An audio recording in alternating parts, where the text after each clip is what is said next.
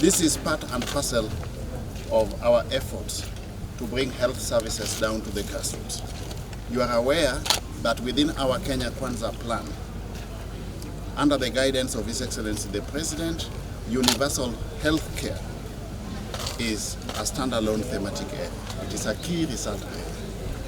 And in that thematic area, our proposition is that all Kenyans should be able to have access to medical care as and when they are sick.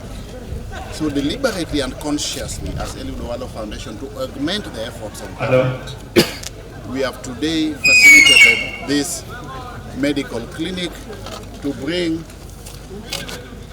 healthcare services to the people of Rarieda here at work. That is the main objective. And we have got a team of doctors here, led by Dr. Joseph Alwach. We have got the Director General of Medical Services, Dr. Mok. We have got Dr. Uma Luga here. We have got Dr. Hezron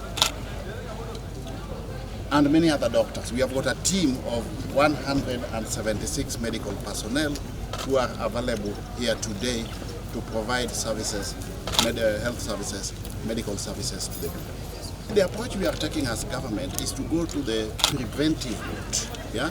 And one of the critical success factors in preventive medical care is these medical camps, so that we detect diseases early enough. Okay?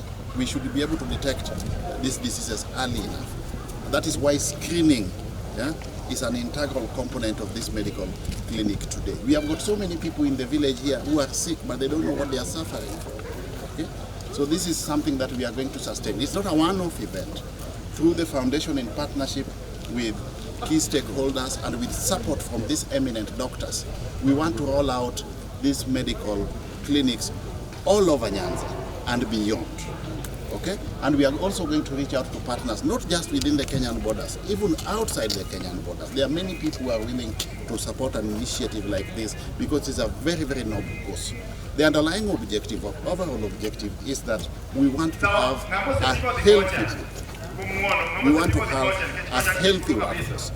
If people are not healthy because of diseases, then we are going to have a slump in our socio-economic activities, because those who are sick are not able to be productive labor force. Lord the Cabinet Secretary, through this foundation, our approach towards universal health coverage is based on a primary healthcare approach with a strong community component. That is why we are doing this screening, bringing services closer to the people. But more importantly is that we are going to have what we call community diagnosis.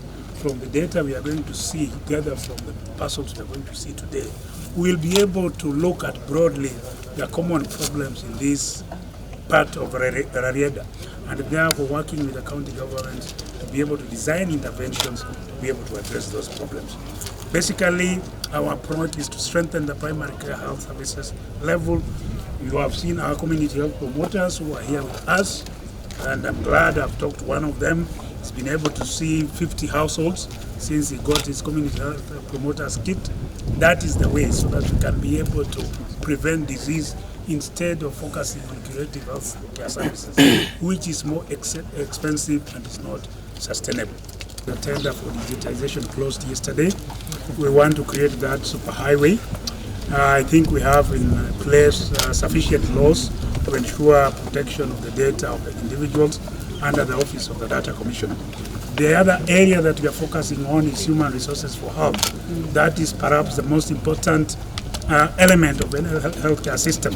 And you know the burden of getting human resources for health globally. The WHO actually estimates that by 2030, we'll have a shortage of more than 10 million healthcare workers. More than 80% of that will be in sub-Saharan Africa. Number 3, we are focusing on health products and technologies. Number one reason why patients move from one level of care to the next is either there is no health products and technologies or medical commodities, there is no human resource for health, or there is no diagnostic capability.